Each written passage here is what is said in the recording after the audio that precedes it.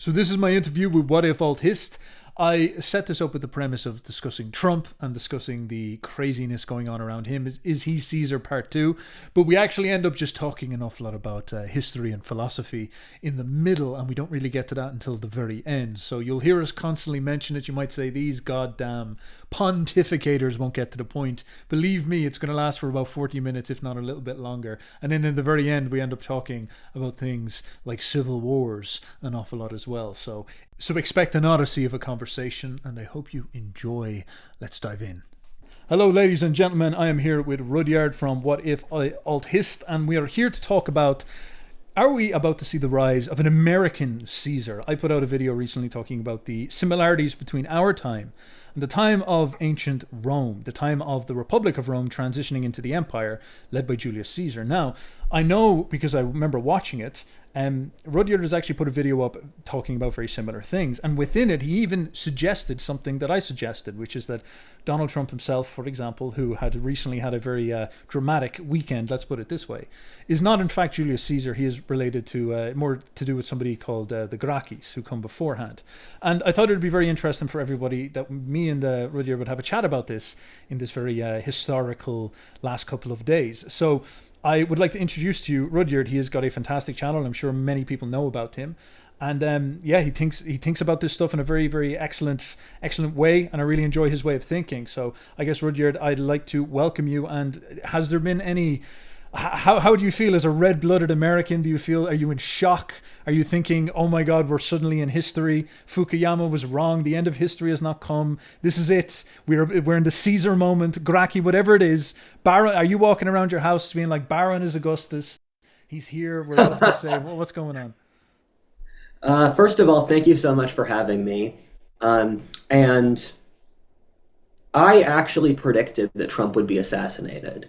And I predicted it about 2 years ago. And the reasoning I did that is I looked at the parallel to the fall of the Roman Republic. And for those who don't know what my channel is, we look at the patterns in history to try to predict the future, why civilizations rise and fall, how human nature works, what the future is going to be. Will America or Russia have civil wars? And so I'm known for predicting that America will have a revolution within the next 5 years, and a revolution that will wipe out the current leftist ruling class. And I can explain that more if you'd like. But I have about 4 or 5 different conflicts that I use as proxies for our current society. And I find synchronicities between those time periods and our time periods. And I'm sure if you're an Uber Boyos audience, you know what a synchronicity is. But those conflicts are the fall of the Roman Republic, the English Civil War, the French Revolution, and the American Civil War. And one of the strongest parallels between our era and the fall of the Roman Republic is, as Boyo said, the Gracchus, where Gracchus and Trump are comparable. And it would take me a while to go through all of the socioeconomic whatever parallels between the fall of the Roman Republic and today. But the Gracchus and Trump were both wealthy tycoons who built a platform off making Rome great again, because the Roman middle class had been wiped out by globalization, creating this giant underclass that was dissatisfied. Well, the Roman system, and keep in mind the Romans were a republic, had been captured by these oligarchs and had been captured by the hyper wealthy. And so Gracchi pushed this agenda for distributed wealth, removal of foreign competition, and he became quite popular. And the Roman deep state, and the Romans had 2 parties, the optimates, or the best in Latin, and the populares, or the populars. So the optimates, because Gracchi was the populares, they first of all said that he was a threat to democracy, and they said that he was trying to make himself a tyrant. So they tried to use legal things to get rid of him, and then they assassinated him before he would win. And so I saw all of these parallels with Trump, and I thought, this is going to happen. And the reason I thought an assassination is on the line is there are so many people in the Western world with nothing to lose. And when I was growing up, and I'm really young, but the idea of someone being a suicide bomber in the West was completely it seemed absolutely insane. But there are so many young people alive today that would be suicide bombers. There are millions of people that would happily die if they could kill Trump first. And that's an incredibly dangerous situation. Yeah. So before I guess we really dive into that, I actually want to point out something about just you in general that you do that is a very admirable trait and something that I actually like wish people would do more, and even among I guess the opportunity of the internet where we all connect together in the giant global consciousness and we can all share thoughts. Something that you do is you generate predictions and you do things like trend analysis. Like how Thank you. it's a very sophisticated question to say to yourself, how do I predict the future rationally? Because of course the internet presents to us like conspiracy theories and stuff, but a Yeah. very interesting one is to say, all right, well, how do I do this? And this is what you do so well. Like you sit down in a Thank you. very formal way and you say, and you follow along many like historians like Spengler. You look for patterns. And what's that guy who predicts the elite competition thing? Like he's another Peter Turchin. Turchin, perfect. And you do that exact thing. So you sit down and you look at trends and you say to yourself, right, well, historically there was this trend. How did this trend unfold? So one thing that we'll probably talk about perhaps is like, you know, the elite so class warfare. And the elites Yeah. start to monopolize wealth and they start to monopolize land. One thing I always talk about, because I'm kind of coming from Nietzsche, is that, you know, they start to take in all their slaves and then they start to replace the natives. It's actually very similar to the sort of immigration situation Yes. we're seeing now. So you analyze those trends. Now, another brilliant thing is that you're not just looking at one trend, because that can often happen to us. Like if I see maybe the immigration, I'll be like, it's all immigrants. But the thing is that it's like, there's a multivariance going on. There's many trends happening at once, which significantly increases the complexity. But that doesn't mean that it's still not possible to analyze a large amount of those trends. And I think this is what you do so brilliantly, is that you're looking at several trends at once. And you're talking about Yeah. like how they all collage and crash together. And so your prediction about like civil war, civil unrest, shall we say, is like based on the fact that like the trends running right now are just so many. There's probably about 5 right now that are Yeah. enormously tense and they're sort of going to pop and blow off. And so Yeah. I guess I see that an awful lot. I think it's a very good one. It's a very interesting way of thinking, and it's something you offer to your audience to do it this way. Do you have any thoughts on that before we go on? Yeah. So the way I see things is I'm effectively married to my audience. I don't have a college degree. I'm stuck on this channel if I want to live.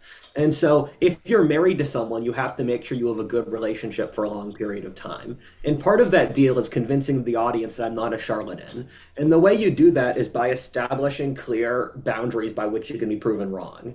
Because there are certain creators who just throw out wild predictions all the time and they can just backtalk it whenever something goes wrong. But I have said that America will start having political violence this November, November to January. If I'm wrong, I'm wrong. We can move on. I accept that I'm wrong. But I'm putting that prediction out there in case it's there.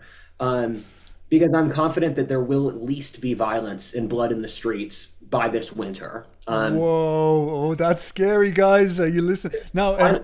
You don't live here. I mean, but the other thing is a difference between me and everyone else who does these analyses is that everyone else is autistic and I am schizo. And what I mean by that is that Peter Turchin or Carol Quigley or those people, they have to develop this mechanical system where everything fits inside the mechanical system. And I'm glad they did it. I use their work. But that's not how I work. I see the world as this crashing wave of complexity. And I think this is something you find interesting from Peter Turchin's work, and Peter Turchin and Philippe Fabry covers this, that societies have genetically ingrained historical journeys inside of them. So English-speaking societies and French-speaking societies hit socio-political crises at the same time, in the same ways as their previous ancestors. And so of the 4 cycles I gave, the 4 previous crises I gave you, they're all of societies that are culturally comparable to America. And so you're combining this mishmash of basically cultural or genetic information to kind of predict a new future. And I don't see it as a mechanical system. I see it as a living process where you see things happen. And I have no clue what's going to happen in 2 years. One of my catchphrases is that I'm betting against God. And, but I see what happens, and I try to fit it into one of those patterns. And then when that doesn't, and then I test if that's accurate, then something else comes up, I see what it fits into. Yes. So, this is so very, very good, because it reminds me a little bit of like the Nietzschean thesis on history, if you will, or like Yeah. obviously Spengler's influenced by this as well, because Nietzsche would often suggest these strange things like I'm against systems, and I maybe he meant that, but I think there's actually sort of a psychological aspect to this. Another thing I find in your work is you bring up psychology a lot, which is probably what draws me to it, and he's kind of counter signaling this rigid way that we often try to think, especially within like abstract philosophy and things like economics and these various things. We sometimes we want to perfect, we want to make the perfect model and perfect system. We've got this model. Turchin's brilliant, as you said, because he tries to like create mathematics out of history. He tries to do stuff like, how many alternate elites were there, and is there a kind of quantum of a tipping point where we can kind of count it over. Whereas you actually look at it in a much different way, where you see it as exactly as you described, this collage of forces. The Nietzschean will. There's all these forces operant and pushing together, and it allows you to look at it in a completely different way, and kind of like understand things in a much different way. This is something that do you want me to refer to you as Boyo? You can call me Steph. I actually have a real name, so I wasn't. Okay, great. I wasn't sure what you had told the public, so No, they I know. wanted to box you. They know I'm so Steph.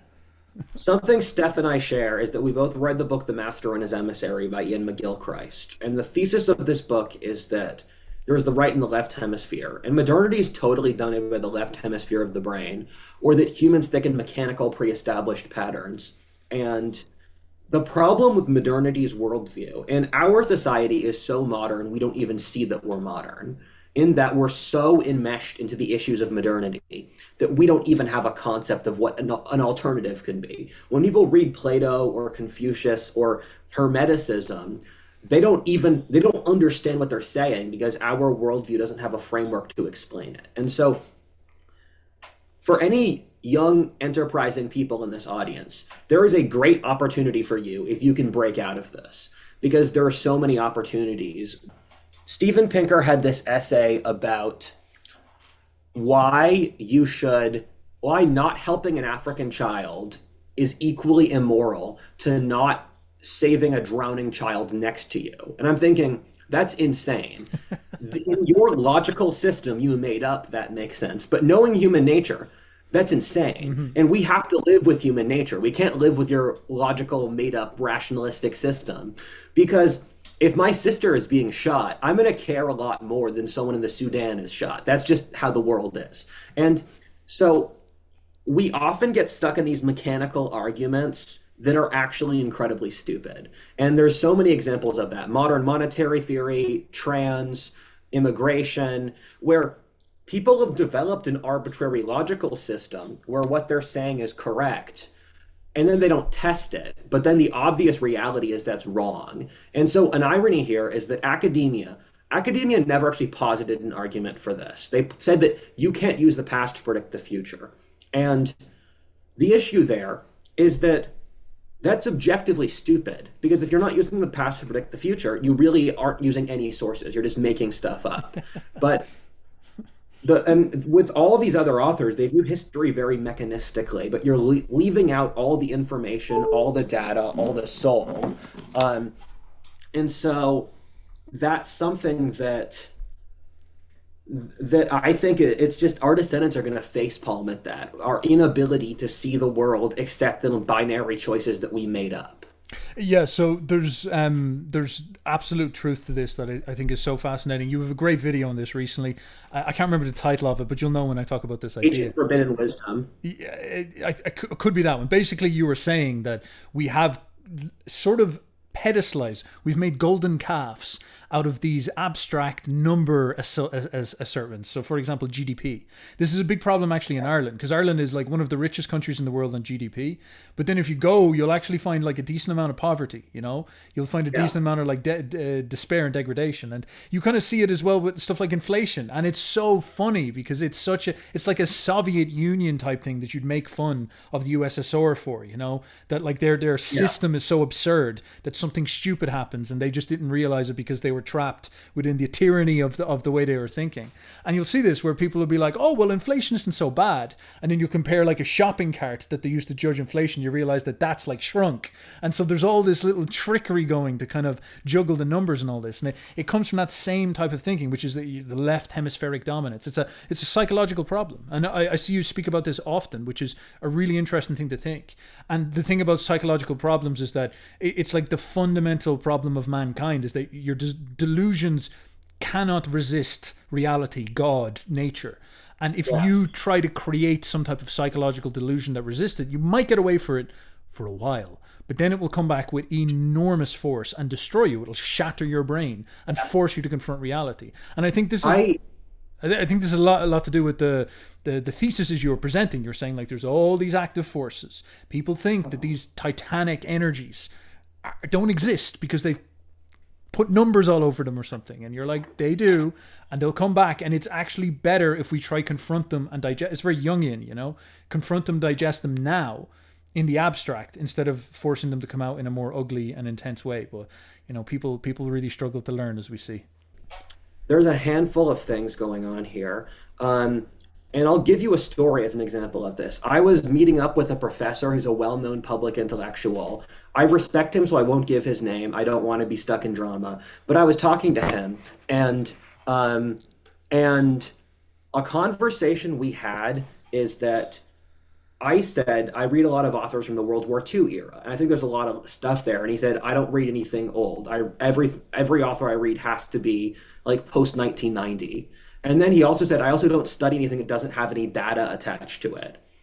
And what I told him is that you've cut yourself off from 85% of human thinking for no good reason.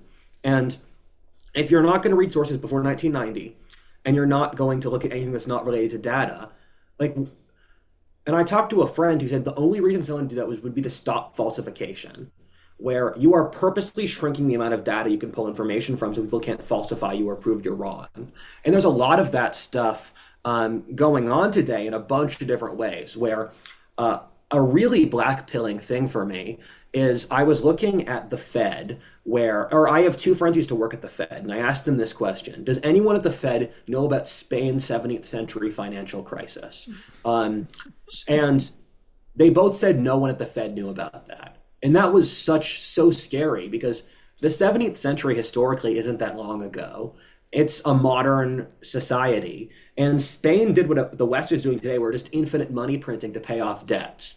And the fact that no one at the Fed knew that degree of economic history, it's just, we're being led by children. Precisely what you're saying with this is a fascinating thing. And I understand why our society has gone this direction, because, and I guess it is important to start getting back into the American Caesar and Trump, because we've had this situation where, yes, okay, we were in like Spengler. I read through Spengler and Nietzsche and people like this, and it is very literary.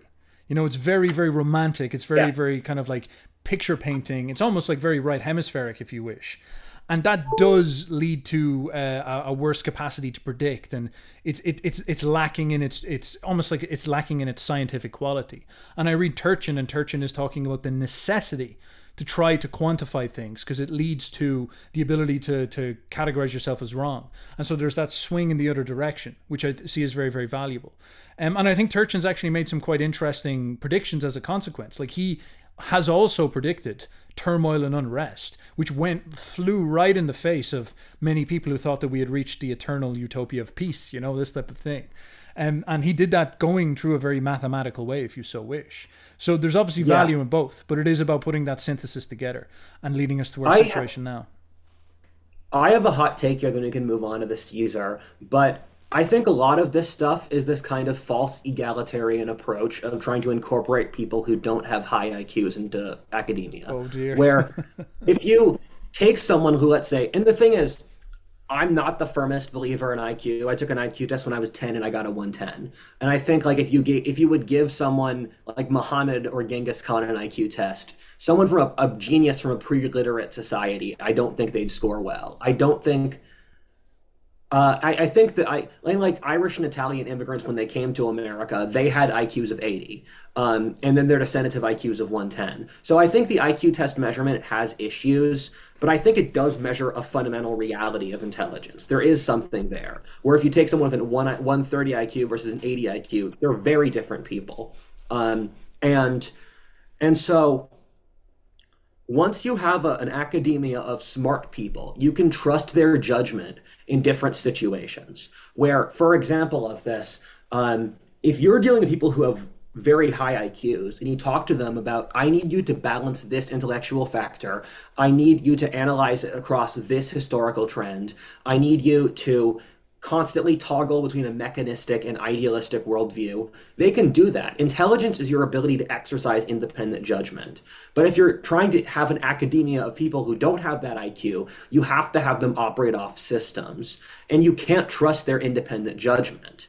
And I think a lot of these methods, because if you're in 18th century Europe or ancient Greece, you have all of these people with higher IQs who are fighting each other on who to be in the top position. But once you automated academia with various bureaucratic garbage systems and stuff, I think a lot of the death of academia is the managerial class inside academia trying to kill the professors. And across the entire managerial class, there's this theme of the managerial class growing resentful of those whose job it is for them to manage. And thus they try to kill the egg that provides for them. You see it with Disney, with the managers killing the creatives. You see it in the military with the managerial people not liking the soldiers. You see it in business with the managers often being resentful of the actual founders who run the companies and made it great. You see it in academia with the professors becoming the managers in academia becoming resentful of the professors. And so our intellectual life has seen this push by people who I don't think are that high IQ, who are these bureaucrats trying to systematize a system so that you don't have to have the high IQ people actually fight each other on the scale of ideas. Yeah, that's a huge one. And I think this is something that you push that is actually quite interesting because there's a gentleman called Keith Woods, and something he's said for a while now is that you could maybe call it the right. The reactionaries, if you will, they are very bad at systems analysis. And this is something that you see that the left are very good at.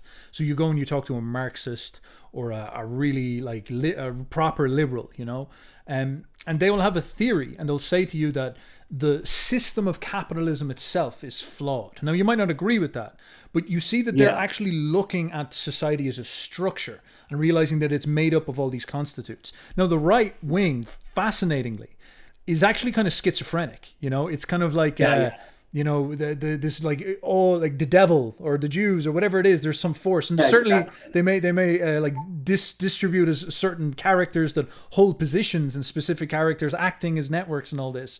But it's the fact that we throw abstractions upon them and sort of look at them as like this one schizophrenic entity of some sort. And then they're very bad at understanding the system and understanding how power works.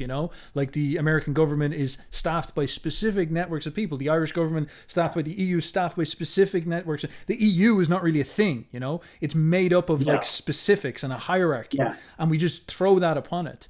And you point this out. You say like there's the managerial caste, which is literally like the 200 to 1,000 to 50,000 people who run administrations across the world. That's a class of bureaucrats, of civil servants who actually wield power. They decide things. And this is like not, crazy. Bismarck said the same thing. It doesn't matter how good your laws are. You can get whatever policy you want, Bismarck says. But it's the civil servants that you have that execute upon this. Because the civil servants are the ones that write, stamp documents and say this and that and this, and counselors and all this. And you're constantly saying this is that civil service bureaucracies are not meritocracies. They're like, it's office politics that runs this. And so we've actually got this crazy systemic problem where the people who get into these positions are not necessarily going to be geniuses, because like most very smart people are just not going to be able to deal with the type of bullshit office politics. And you specifically see it then in all across the West, this kind of like HR culture that has taken over all these administrations. And that's kind of maybe cute and funny. But then when you roll that upon things like wars and things like, existential questions, it's actually extremely dangerous, because bad instincts in those situations can, like, I guess you could say we probably can't say it on YouTube, but the 2020 experience, like that's a very interesting example of that, is that like the managerial class, you're giving over to them enormous power.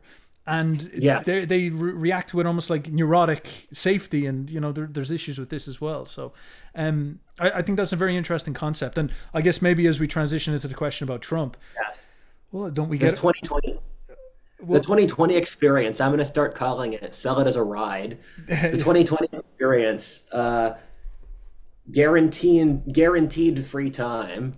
Well, guaranteed savings. Another thing that I would look at the way you describe things is that it's very hard to feel what about your life is historical.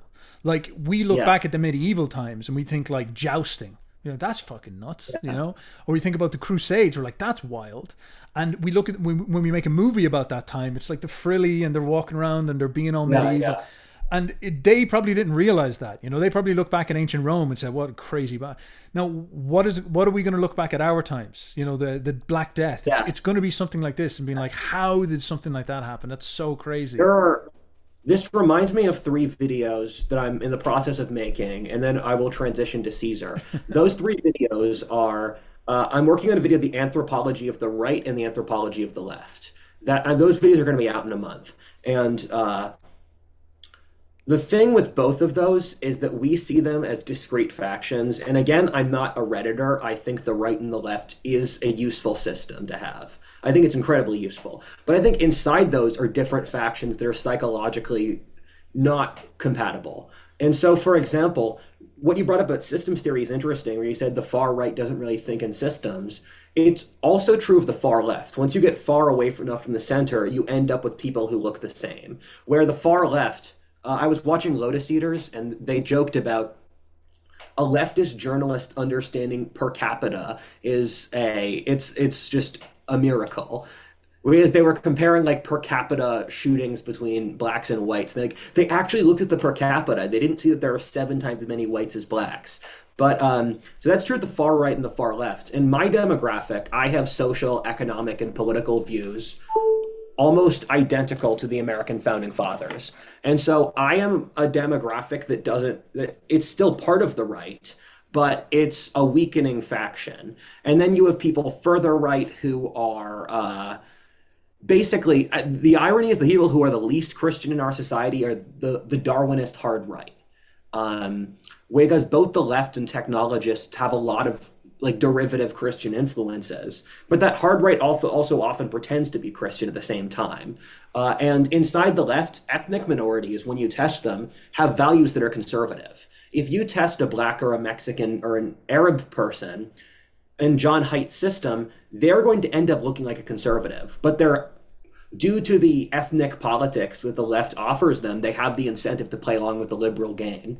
Or inside the left, this is probably true in Europe too, but you had this old socialist faction on the left who have since become co-opted by the right. My mom went from being a socialist to hard right over a 5-year period. There's a big demographic like that. And so I think inside each of these factions, and one of the things I've said in a previous podcast is that when we look at the Middle East, we can see a country like Syria. You have 5 different factions of Sunni who are killing each other. You have the Shias, you have the Alawites, the Russians are supporting this faction, the Americans are supporting that faction, the Israelis are bombing that area. If we look at the Middle East, we can accept that degree of complexity, but we don't do it for America, where if someone looks at American or European politics and say, there are these 5 factions inside the right, they're trying to kill each other, this faction of the leftists is trying to break off, there's this local regional culture that has especially strong interests that trump political ones, people are like, you're schizo. I don't believe that that's happening, but I think once things get ugly,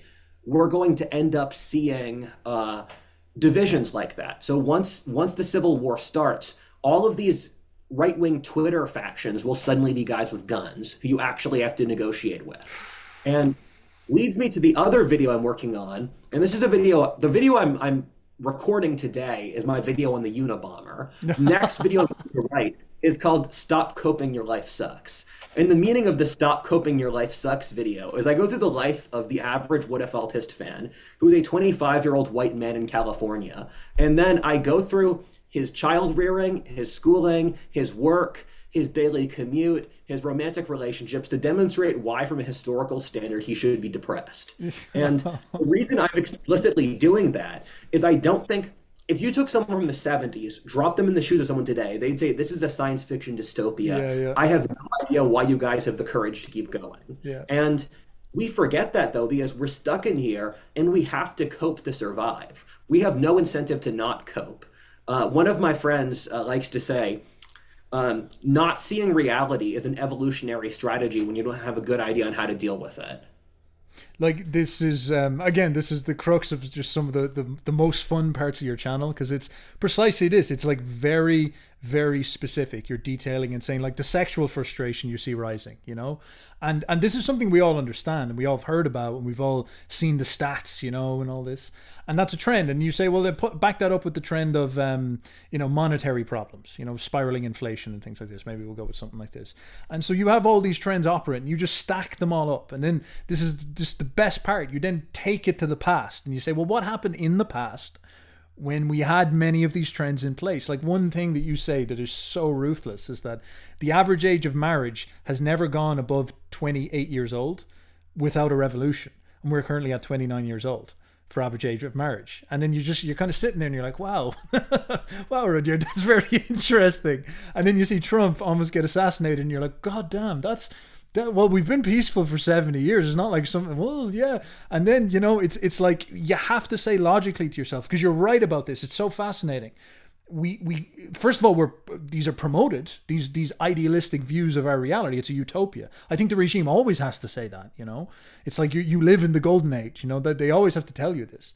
And then on top of this as well, you kind of do attach and delude yourself. And a lot of people want to be positive, you know, they don't want to be depressed all the time. So they say to themselves, you know, there's a lot of good in life and I can make an awful lot out of very little. And, you know, they use Buddhist meditation to get there. And so, but then there's a point where you start to realize that it's like a Schopenhauerian a set of illusions that you're trying to protect yourself. And then if you just strip them back and then look at these trends and you say to yourself, oh my God, like we are actually in a bad time. And this can't keep going. Like, people are going to start snapping. And we're starting to see it. Yes. And I think the removal of traditional folkways, it really lets people cope harder. And like, I'm just never going to forgive the trans thing. I am never going to forgive that our society actually believed in that. It's just, am I allowed to say that on YouTube? I don't think you can. I don't think you can say it. I think you can say that out. Let me change it to a different thing. The fact that there are certain beliefs. Okay, you can cut now. There are certain beliefs our society has which I cannot forgive because they are so fundamentally stupid that I cannot expect a population to actually believe them.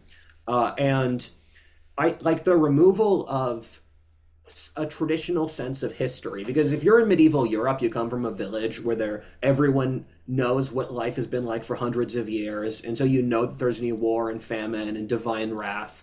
That is an accepted part of your world. And like, for example, my grandfather was a Catholic fundamentalist who had 5 kids, and so my father grew up in that atmosphere. And so my father told me, he said, Rudyard, you should get good grades in school so that if there's a major war, you get to be in the artillery, not the infantry. And that's an attitude which you don't see at all among the general population, because there's no frame of reference that we are comparable to any other society in history. And this is, like it's this, actually you brought up, for example, some of the ludicrous beliefs that we've seen in our culture in the last while. And an awful lot of them, the rationalizations behind them are specifically that escapism that we were speaking about, like that positive escapism. And that, it's almost like, you can think about things like the categories of gender roles and stuff like this. There's this thesis within it that biology is a mistake, biology is evil, biology is a problem. And what would be right, the right way that society should work, is that we should have almost permission to fully escape biology. Now, biology is weirdly a code word for nature, which is, as we know, if we're all philosophers, nature is the origin of the concept of philosophy and reality and physics. It all comes from the same thing, you know? And this is sort of what's happening, is that it's like I want to escape from reality and redefine, use the power of the state, if you will, to impose my feeling upon reality, my conception of self upon reality. And it is one of those things where it's like, it's almost like out of touch. It's almost out of touch. It's completely out of touch. But we can obviously understand it. But it's like the philosophical first principles are so wrong that it leads to this type of delusional way of operating. And then this is what's kind of imposing about what you say, is that I guess you could say philosophically the response to this is that you have to go back and confront nature and confront physics and confront reality and confront the real world as it is.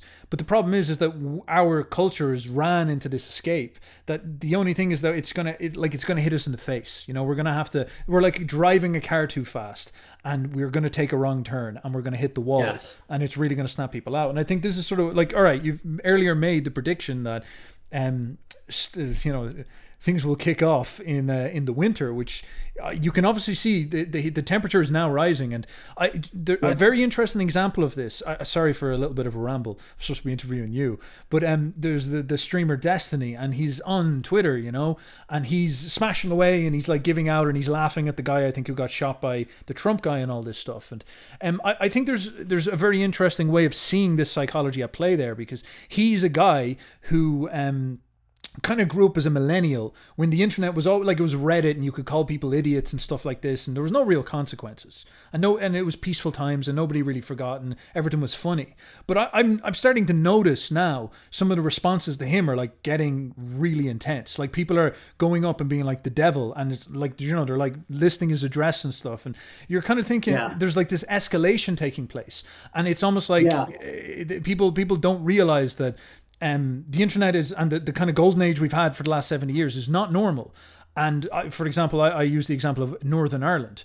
Northern Ireland was domestic, hardcore civil violence, and it was unbelievably extreme. Like, I know people who lost their legs when they got into their car in the morning, switched the keys, and then they were on the road and blood was spurting out of their legs and they could never walk again.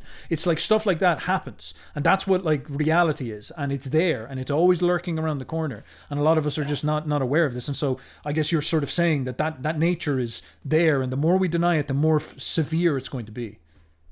My father lived in Ireland in the 70s, and he was going to take a train from Dublin to Belfast. He decided not to take the train on a whim, and then the IRA blew up that very train. Oh, there you go. Like, man, I have a lot of stories. I remember talking to people, and so we talk very abstract, and we're talking about like politics and this, but I just don't think people understand what it means for chaos or violence to come into your life. Like in Northern Ireland, they used to get the kids to make Molotov cocktails in the back garden so their parents could use them. And it's like me and you are on Twitter, you know, and like we're talking about like Spengler.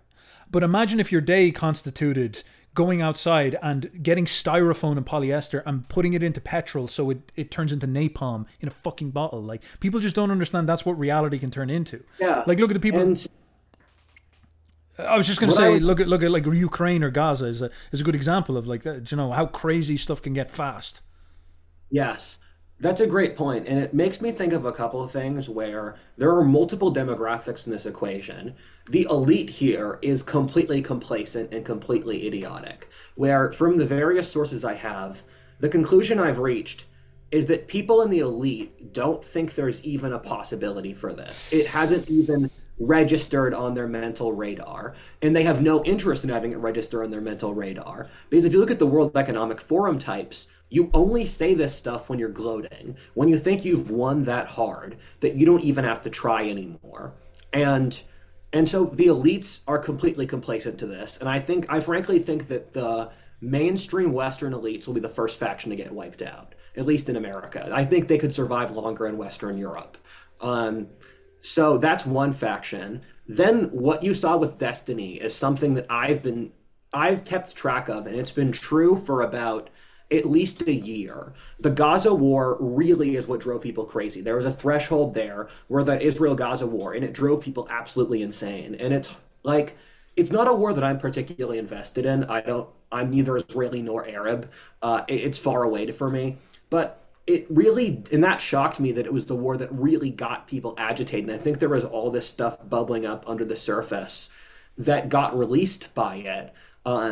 And so before, I'm really surprised about Destiny, and that's a bad sign because Destiny is the leftist everyman. He is the anointed leader of the left. He's supposed to be the moderate left because Vaush, who the Knots who doesn't like me, he's made 12 hours of content trying to debunk me. 12. I didn't even realize he knew. Oh, wow. No, yeah. So he's been saying for years leftists need to buy guns to fight against the right. Hassan has been saying punch a Nazi for years.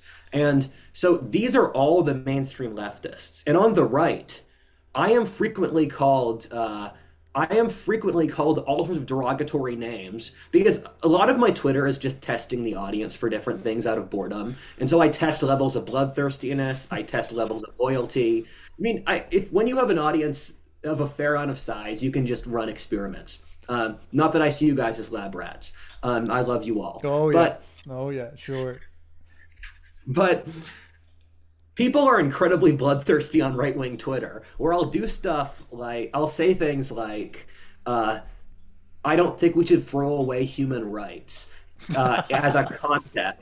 Or I'll say things like the new right is incredibly misogynistic. And the comments yeah, we are, and it's amazing. Or you're a traitor to the white race if you think we should have human rights. And I'm like, what?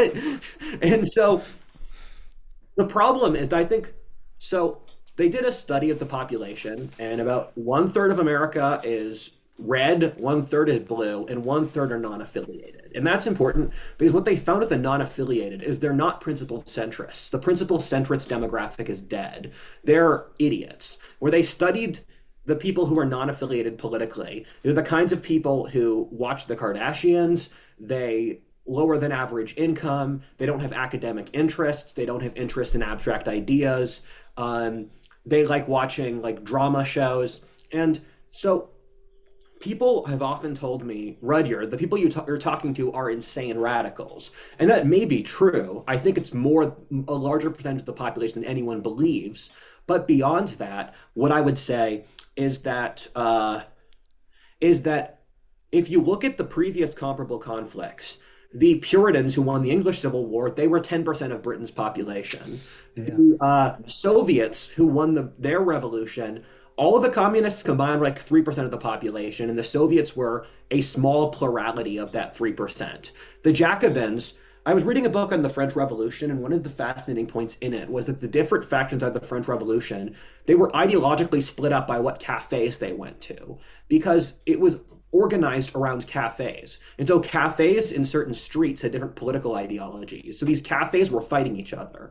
And the problem is that third who's non-affiliated, they don't do anything. And then the moderates and the right and the left don't organize, because you can't be like, let's make a protest for normies. Let's organize for having clean roads. The radicals organize. The moderates beside the radicals kowtow to their radicals to stop the other radicals from winning 4 years down the line, and the country is either anarcho-syndicalism or white nationalist. That's how the process works. Well, I'm going to set up a protest for clean roads. I'm going to set up a protest for normies. And then this will be the world historical, the end of history. I'll be the Hegelian synthesis. And I'll just bring them over.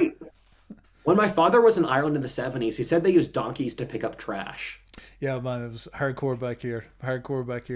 But you know, it's weird because it kind of kept you honest. Like right now, there's floods of money in this country, but all the things you're describing about that sort of ditziness, very, very present in enormous force as well, and a lot of like petty corruption. You know, like people making money in off. There's a big problem now where one of the major hotels with the asylum seekers, and one of the major hotels made like 120 million off it. You know, and it's just an absurd amount of money for something clearly like the people are a little bit upset about. You know, and it's like a lot of stuff like that going on.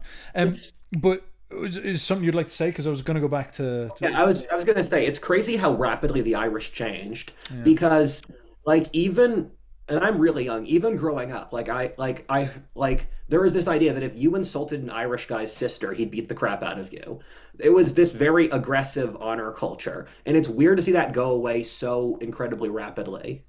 Yeah, and it's kind of like it's still there, but in smaller demographics when it used to be sort of everywhere, you know. Yeah, And exactly. yeah, it's the ordeal of civilization. You know, we all actually got plugged into this. Even stuff like with the protests that have been going on recently. Something I actually people ask me an awful lot is like, where's the IRA? And it is actually a good question because literally in 2002 or 2004, I can't remember the exact time, and they like created a bomb and blew up like a shopping center or something like this up in Tyrone in Oma, and it was, you know, shocking. They killed a load of civilians. It was kind of the last straw because they ended up just killing a load of normal people, and you're like, bros, what the fuck are you doing here? But that was only 20 years ago, man. Like, it wasn't long, and they're nowhere to be seen now. And it's kind of strange. A lot of people are like, this is weird. What has happened here? And I think it is. Modernity has this sort of all-encompassing force. And I see it also Yeah. with Muslims, like Muslims, you know, like Islam. You read about Muhammad, one of the most badass conquests in all of history. They're like defeating the Byzantines with one-on-one fights, like the start of Troy with Achilles and stuff like this. They do that like 20 times, take over half the world. It's an amazing thing. And then you look at them now, and they're all aligned with like French Marxists, and they're all coming over to discuss like colonialism and all this type of stuff. And you're like, Yeah. how are they getting? What has happened? Like, where's Saladin? Like, what is going on? How are they getting subsumed into the I liberal Ubermensch mythology? I'm friends with a guy who 4 years ago wrote a book. He's a French author, Philippe Fabry, and 4 years ago he wrote a book called Islamo-leftism, Yeah, and he predicted a movement would arise called Islamo-leftism, and that it would see revolts and protests across the Western world. And I thought, that's an insane idea, and he's completely vindicated. I man, mean, yeah, yeah. that's one of like the best sharpshooting predictions ever. And yeah, I mean, I really think modern civilization. It's one of my favorite videos is the modern civilization video because it's something I see where the thing I do the most is anthropology. I love studying anthropology, and as you look further into the modern world, you see this cultural. Just going to call it a cancer. It's this cultural cancer that emerges around major cities that removes other cultures. It involved the complete lack of a previous culture, and so I was in Phuket in the Indian Ocean in Thailand. And I thought, this looks exactly the same as Florida. Yeah. And it's that international culture. Or I look at a place like New Jersey versus Pennsylvania. Pennsylvania, like where I grew up in Pennsylvania, is still very much a traditional culture. You have a sense of politeness. You have a shared ethnic identity. A sense of this is what our culture is, religion, etc. Then you go to northern New Jersey, and it's become completely whitewashed with this new anti-society. And you go to, let's say, California. California has this.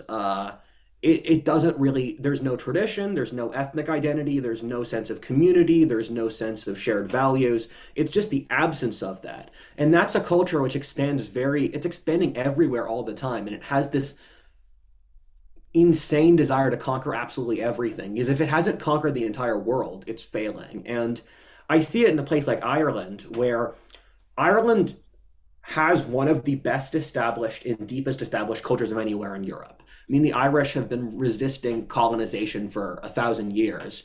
And then you gradually see this new global homo culture emerge, and it kind of quickly replaces the local Irish culture. But for what? What's the replacement? Like, what are you actually instilling in it instead?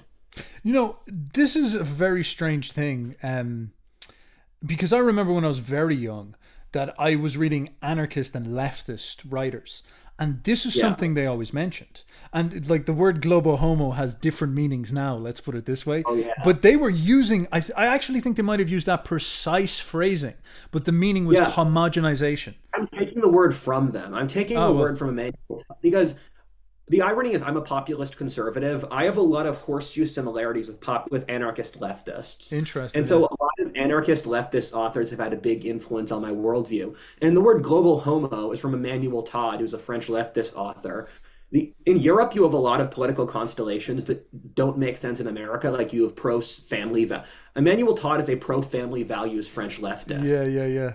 So he's like, we must preserve the nuclear family for society to survive. Like, And he invented the word global homo. And or David Graeber or James Scott or all like there's a significant amount of a lot of these leftist the right is forming a new ideology and a new culture. And I think it will inevitably end up taking a lot of influences from this kind of schizo left with people like Russell Brand or Joe Rogan, psychedelics, populism, a sense of mental health, like traditional folkways, all that sort of thing.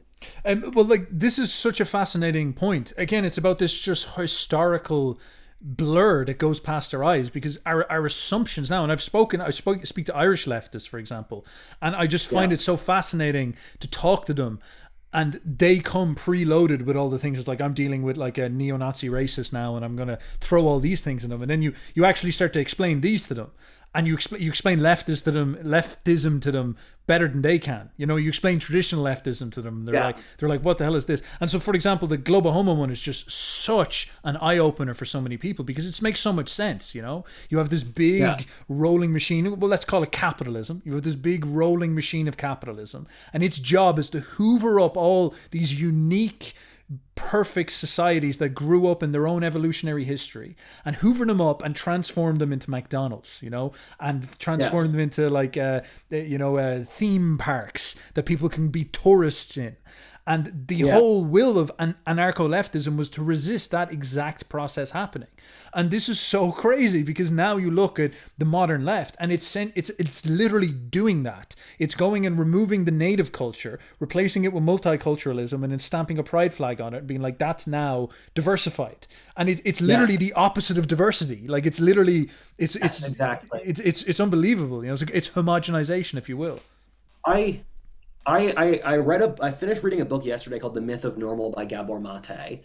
And it's a book written by a leftist author about how modern society makes people psychologically and physically sick through its natural operation. And for the first half of the book, I was reading it as a conservative because it was something that made because you have an author called Charles Taylor who writes something very similar about how the secular, non-religious worldview gradually pollutes people. And I thought I was reading a Charles Taylor style analysis of our removal from traditional folkways causes this sickness. The second half of the book is how we must have communism to stop this. And I thought, first of all, this is a weird bait and switch where the first half of this book could have been written either by a conservative or a leftist.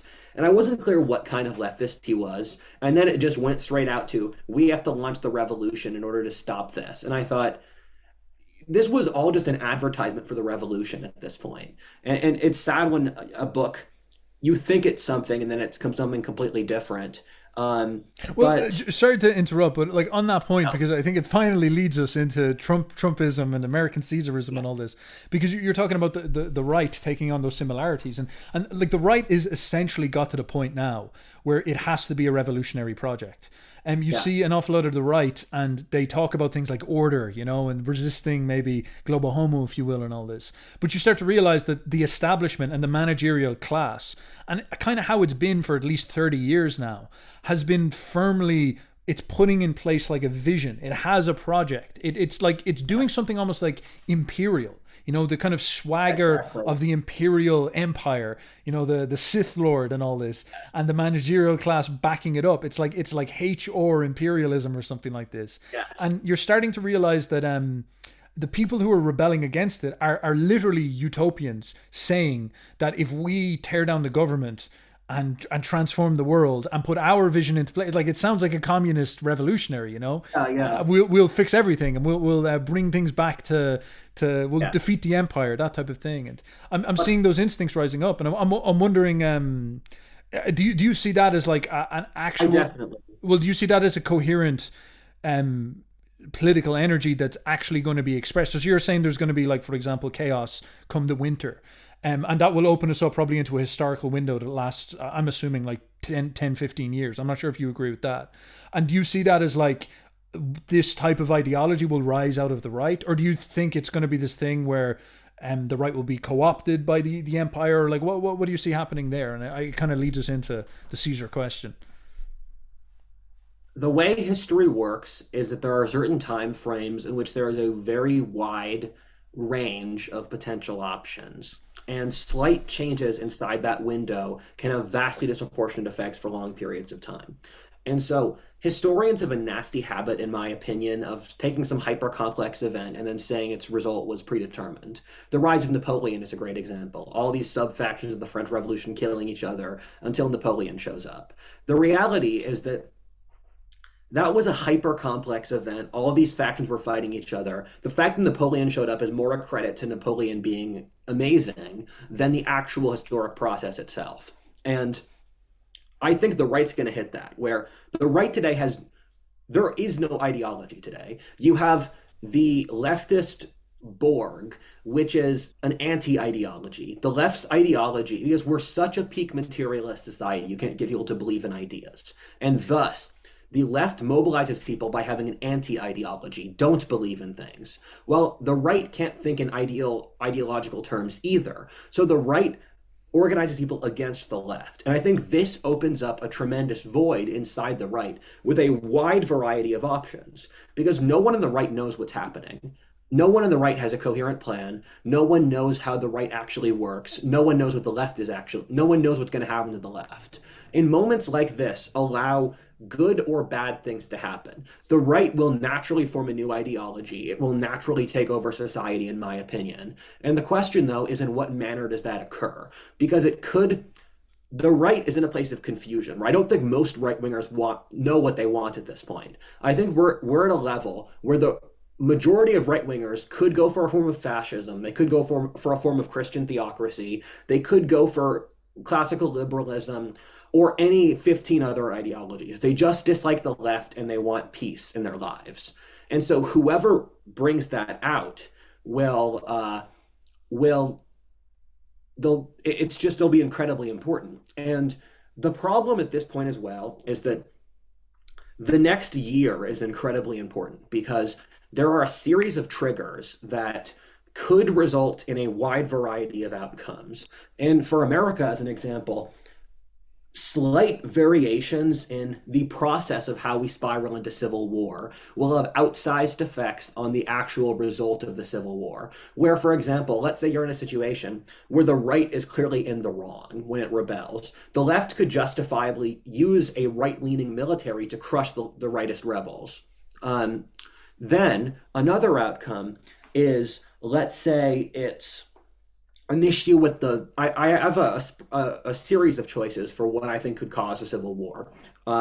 Budget issues are my highest bet, followed by election issues, followed by a foreign war, and then I have another option I'm forgetting, and then it's random chaos after that. And so for each of those, you're at a decision point. But of any of those variables, the one which you choose will determine the effect significantly. And I think the right, for a variety of reasons, in America has a vastly disproportionate strength over the left. And I think the right is in a very good place now, where the border states inside America are all tilting right. The right has strategic advantages in Arizona, in Florida, in Ohio, in Nevada, in Pennsylvania, and I think over Anglo-Saxon history, ever since the English Civil War, it's been a fight between the Southerners and the Northerners, where the English Civil War, it's Cavaliers versus Puritans, Southwest versus Southeast of England. The Cavaliers moved to the south of America, the Puritans moved to New England. Then you had the American Civil War, and then you're going to have our current Civil War. And so the side which wins is always determined by which faction that are the descendants of the North English side with them. In the English Civil War, the North English sided with the Puritans against the Cavaliers. Their descendants moved to my part of the country, Pennsylvania and the Midwest. They sided with the New Englanders in the American Civil War, crushing the South. Now they're look as if they're going to side with the South against the North, which signifies to me that the right will... I have 6 hours of content saying why I think the right would win, but that's at least one of the arguments. Okay, and I guess this is This is an interesting question then about the problem of like lacking ideology, because it's sort of like a headless chicken problem. And Yeah, if you see it descending into violence, it can become very aimless, you know. So I asked you something, for example, about the historical window, and I asked yeah, that specifically because I look at the cycles of history. You know, you have the Dutch, you have the Spanish yes, Empire, Dutch Empire, English Empire, and so come 1914, you see the fall of the British Empire, and Franz yes, Ferdinand getting the bullet begins a historical process that ends with you know, Stalingrad. You know, it's like it's an yes. enormous process with millions of lives being spent in between it. It begins like this, and people like Bismarck and everything were saying the same thing, that Europe is this like hanging in the balance, and it's almost like a powder keg just waiting to go off, and some stupid Yeah. thing in the Balkans is going to set it all off, this type of thing. Nietzsche, same thing, saying that there'll be wars like of which the world has never seen before. Now, do you see, and then what happens is the Cold War comes, 1950s come, and we have Pax Americana for 70 years. Now, do you think that we're coming towards the end of that? Like, do you think it's this process now where we're going to get to this point and maybe it won't be a world war? Like maybe the fall of the American hegemony, or the transformation of the American hegemony, will be the end of America as it looks now, and it will be a civil war. Do you think that's going to be a civil war that, like, you know, do you think the second a civil war kicks off, China are going to be like, hello lads, we're ready for this, and then they're going to go in and try and invade? Do you think it's going to be a thing where the left will mercilessly they'll still have control over the institutions and just crush this and establish a firm authority, and then go to war with Russia, and then all of a sudden we're in this? Like, do you see this as being this escalating in this type of way? Or what do you understand? What do you think? I think the crisis that's about to start is something we don't have a good word for. So again, I have 20 hours of content on this coming crisis. So if you guys want to watch it, watch it. But I've used a bunch of different independent words to describe what's happening, and the one that I've settled down on is the crisis of the 21st century. And I'm actually considering writing a book on the crisis of the 21st century in the next year. But other words I've used for it are the psychological Black Death, Maus Utopia, the coming American Civil War, the population crash, and the secular cycle. And all of them, it's comparable to the crisis of the 17th century and the crisis of the 14th century. And you have these historic crises every few centuries, going back as far as we have records. Earlier versions of it are in Eastern Europe, it was the World Wars. In Western Europe, the last version was the French Revolution, or 1848. Then the 17th century, the 14th century, the Crusades, going back further. And you can use computer models to predict when these happen. But if you want to look at the year 1348, or the year 1644 or 1645, in those years, almost every single country in the world was in a civil war, or in a foreign war, or for most of them, both at the same time. Where over the course of the 17th century, the world's population crashed by a third. And Whoa. yes, and if over the course of the 14th century, it crashed by half. And so the way these cycles work is that the world's order gets more and more crowded, mass plagues, famine, crush it back down, cycle restarts. Whoa. And I think the world's population by the end of the 21st century will be at least half of what it currently Oh is. my god, that's so hardcore. So we're talking Most of it, it, most of it though, is due to population decline, where okay, um, yeah. if you look at the birth rate, that's naturally going to happen. But the thing is, we all see these demographic charts of there's going to be 4 Koreans for every 100 alive today in 2100.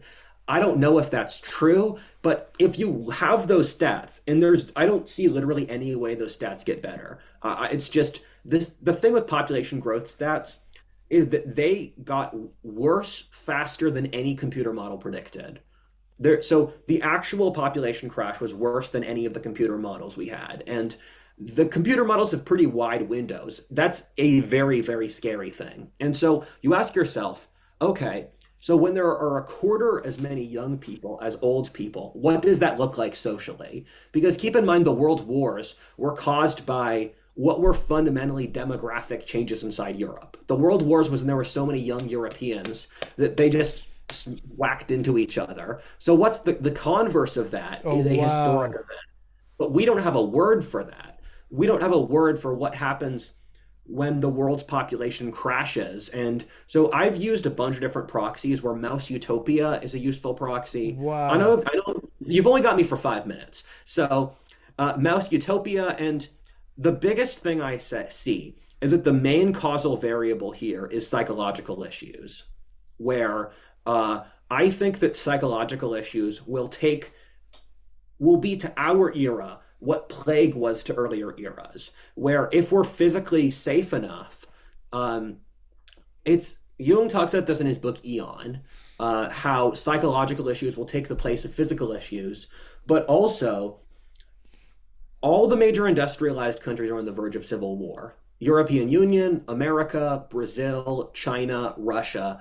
If I knew more about India, I might say them, but I don't. And I watch documentaries from different countries. And so I'm sure is the hiring market not good in Ireland now? Is the labor market not good? Yeah, like Ireland, pretty much everything you're describing here, like Ireland's gearing itself up for this. Yeah, The average age is rising quite quick, birth rate yeah, declining. Yeah, stuff with exactly. So I watch documentaries about Malaysia, Singapore, South Korea. Everything we see in America is happening in those countries too. And look at South Africa as well. So this is a global crisis, and it's comparable to those previous eras of history, where in the 17th or the 14th century, everyone was slammed by this crisis at the same time. And so I think it'll really be a battle of the last man, the one-eyed man who survives. And in the land of the blind, the one-eyed man rules. And um, so that's actually it's like so dark when you think about it. Like it's so hardcore yeah, it is. and so dark. But the reason I say this is that I see bubbles everywhere, and there's an economic bubble, there's a social bubble, there's a religious bubble, there's a political bubble, there's a I mean, every single case, we're hitting up against a threshold where the continuation of the logic doesn't make sense. With our money printing, with the bringing in of immigrants, with political partisanship, with our movies not making, we don't make new movies or culture anymore. Corporations are burning themselves alive through DEI and through managerial foolishness. People aren't having kids anymore. They're not getting married. And so in every single one, inequality is super high. People aren't getting hired. In every single case, we've been burning the social capital of the post-war period for as long as we can. But then the bubble just gets bigger and bigger and bigger. And I think whoever is there to hold the population's hand after the bubble bursts will be the future power. Whatever faction of the right is capable of keeping the population sane, or I don't know, maybe even going into them with their delusions. Whoever is able to be there with the population when that bad thing happens will become the new ruling class. It's very hardcore. Look, I know you're going to have to go, so I think that's a pretty good note to end it on. The most bleak, black-pilling thing ever. But I should end this with some Nietzsche talk, because Nietzsche said in his philosophy that he was actually very against romanticism and idealism and getting lost in fantasy. And he would even criticize people like Wagner and all this for these type of things. And it's very hard to hear that because we all love our romantic fantasies. Wagner's, how do you not shoot yourself? well, like this is basically what he's sort of getting at is that if you have the strength to look at reality without trying to blow your brains out, you actually have a much better chance of winning. It's like strong pessimism, he calls it. Yeah. Having that kind of like twisted savageness inside of you. Now, the vision you're painting sounds very accurate. Like that's a really astute observation I've never actually heard properly before. Where like the World War I happens because of the Industrial Revolution. I absolutely, because Germany had like 90 million people and they're producing like 5 kids per woman. But now we're going into like the post-Industrial Revolution problem. And we're like going down and down and down and down and down into it's like a depression, we're going down into this contraction, this problem. We ask ourselves then, it's like, do you think anybody, because everybody right now is fantasizing, they're like, oh, there's going to be World War II, World War I Part 2, and we're going to go back to the medieval era, and we're going to raise the birth rates and all this, and that sounds great, that's very romantic, that's a great fantasy. But what if, oh my God, what if the thing is like us having the resolute to actually just endure through a great downgoing, like population cascading collapses. It's almost Yeah. like managing the decline. It's very, very pessimistic, but actually Yes. managing decline without like destroying ourselves. And maybe it's the people who are able to do that and face reality head on and do that well. They're actually going to be the people who make it through, which is like, man, Yes. bleak The talk. way the way I have faced this personally, and in classic Celtic fashion, is that if you're in a situation that bleak and you face it, you will be remembered for centuries as doing something glorious. And there's always openings in the worst times. Even in the worst times, if you say, I will face this, then if you're willing to do that, you can live a good life. Your friends can live a good life, even if society's falling apart. And so you got to find white pills where you can find white pills. And it's, yeah, I mean, I'm going to compare it to opioid withdrawal, where the way opioid withdrawal works is that I'm from the Rust Belt. This is just normal stuff. Is you keep coping, you keep coping, you keep coping that you're not withdrawal. It knocks you. You're in excruciating pain for a little bit. The pain goes away and then it clears. I think it's going to be comparable for us, where the world will go through a period of psychological opiate withdrawal, and the opium is the cheap money and the cheap demographics and all that stuff. And I mean, things will eventually be okay. The world's not going to end. I don't think. I think America will survive. I think most countries will survive. I think if you want to have descendants, you will have descendants. That's the good thing about this, where there are so few people who want to have descendants, and those who do choose to have kids and those who do choose to organize will survive. Where your rivals are so foolish that if you are not foolish, you get to win the game. So it is very psychological. It's like just It is, yeah. how to avoid getting your brains turned into scrambled eggs, and like that sounds. It's like, oh great, Steph. I was hoping for something more revolutionary, but actually when you look around, you start to realize that that is kind of like revolutionary. A lot of people are like Yeah. literally self-selecting out of a future. Like there's Yes. literally, I often say, for example, there's Nietzsche's idea of life denial. Literally, to put it in simpler terms, death cult is kind Exactly. of what I see as the major Yeah. problem is this non-willingness to have a future and this kind of desire to just destroy instead of have a future and destroy thyself, and destroy everything you've Yes. inherited. So big problem. Thank you very much. This was a great conversation. All right, let's go. Thank you very much, and everybody check them out on What If Alt History, and stay juicy, my friends. I'll talk to you later. Bye bye. Peace.